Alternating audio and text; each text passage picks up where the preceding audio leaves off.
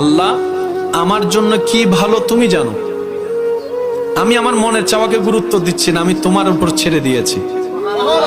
কারণ আমি জানি আমার সবচাইতে বড় ওয়াকিল তুমি আল্লাহ।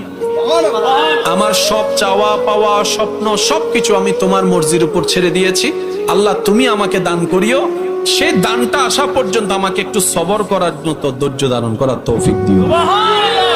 আর কখনো না পাওয়া থাকবে, কখনো অপূর্ণতা থাকবে, আমরা তো ওই নগদে চাইয়া ফেলি, এখন দিতে হবে। আমি কি বুঝাতে পারছি কথা?